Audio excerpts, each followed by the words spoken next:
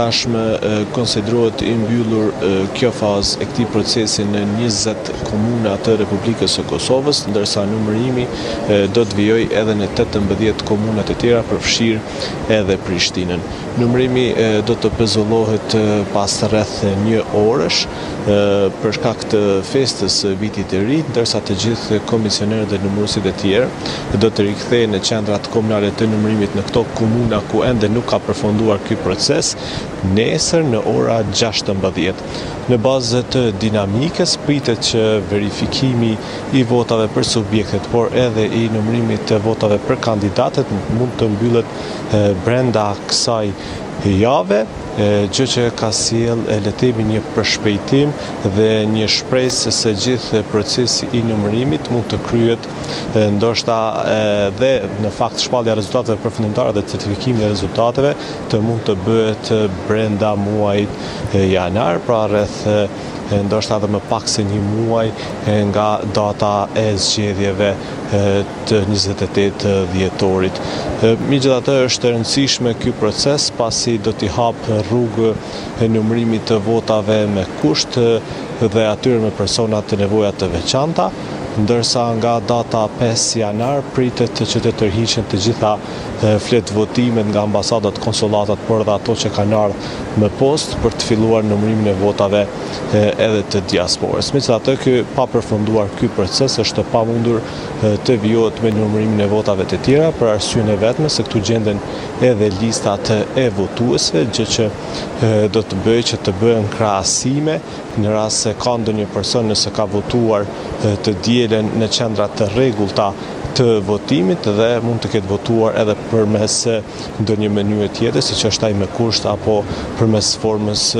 apo përmes ekipeve mobile që kanë qenë për personat me nevoja të veçanta. A mund të dallohet deri në këtë moment një trend paktën se cilët janë kandidatët më të votuar? Po, deri me tani në nivel vendi janë numëruar rreth 75% ose janë verifikuar subjektet dhe vota për subjektet dhe numërimi i votave të kandidatëve. Nga top 10 kandidatët më të votuar, 9 janë prej listës e lëvizjes vetëvendosje, ndërsa i vetmi që hyn në këtë 10 që është kryetari i Partisë Demokratike të Kosovës Bedri Hamza. Albin Kurti mbetet njeriu më i votuar në Republikën e Kosovës. Ai deri më tani ka marrë 255.000 vota dhe është dukshëm më përpara se të gjithë kandidatët e tjerë. Ai në zgjedhjet e 9 shkurtit mori diçka mbi 337.000 vota dhe mund ta thyejë rekordin e tij personal, por të bëhet një herazi ose të rikonfirmohet si njeriu më i votuar në historinë e zgjedhjeve parlamentare të Kosovës. Nën kryetari i lëvizjes vetëvendosje, ish kryetari i Kuvendit Glauko Njusa është gjithashtu në prag të 200.000 votave, ndërsa edhe ministrat si Albulina Haxhiu apo Hekuran Murati, Herilla Qeku e Xhelal Sfesla kanë marrë një numër të konsiderueshëm, gjë që i bën ata të jenë pjesë e 10-s më të votuar, ashtu siç ka qenë edhe ish shefja e grupit parlamentar të lëvizjes vetëvendosje Mimoza Kusari Lila apo deputeti i lëvizjes vetëvendosje Avni Dehari, ndërsa kryetari i lidhjes demokratike të Kosovës Lumia Abdygjiku nuk ka arritur të paktën deri tani të bëhet pjesë e kësaj 10-s së njerëzve më të votuar në Kosovë. Dua të ndalem pak edhe te mesazhet që ka përcjell zoti Kurti edhe në momentet e mbërritjes së votave diasporës.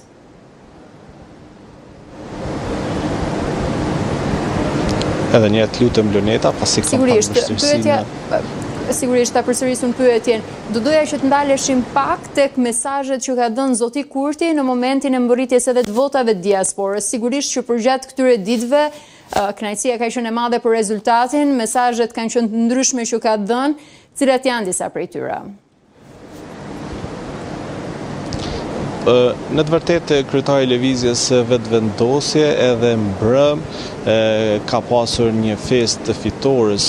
të lëvizjes vetëvendosje, ku edhe aty është drejtuar të gjithë mbështetësve të tij, por edhe të atyre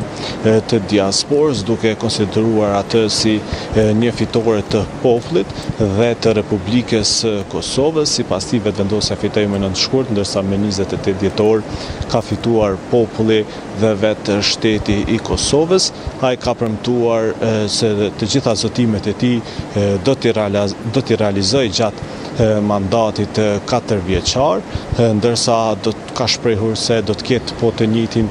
kujdes edhe për mërgatën, pra për të gjithë emigrantët, për diasporën, duke u munduar t'ju lehtësoj atyre, por gjithashtu një pjesë të zotimeve të tij ka qenë që ata të mund të kenë garanci për të investuar në Kosovë dhe të shtrin aktivitetin e tyre të këtë gjithë interesuarit pra nga diaspora, të shtrin aktivitetin e tyre ekonomik në Republikën e Kosovës. Ndërsa zotëri Kurti në mëngjesin e sotëm ka nisur duke vizituar disa ndërmarrje publike shtetërore, duke nisur këtu nga Posta e Kosovës e Telekomi i Kosovës. Nga aty, nga komunikimet që ka pasur me gazetarë, zotëri Kurti është pyetur për koalicionet të mundshme, por që ka thënë se nuk ka ndryshuar mendim, duke lënë të nënkuptohet edhe nga deklarimet e tij pas rezultateve paraprakës se nuk i duhet një koalicion me ndonjë nga partitë e mëdha shqiptare, por ka shtrirë dorën e bashkëpunimit për çështje si marrëveshje ndërkombëtare apo zgjidhja e presidentit, që do të jetë testi i parë i vërtet ndoshta politik për lëvizjen vetëvendosje. Gjithashtu për çështjen e presidentit, ai ka thënë që duhet të priten gjërat me radhë, siç është certifikimi i rezultateve dhe konstituimi i institucioneve të reja, si Kuvendi i Kosovës dhe votimi i qeverisë së Kosovës.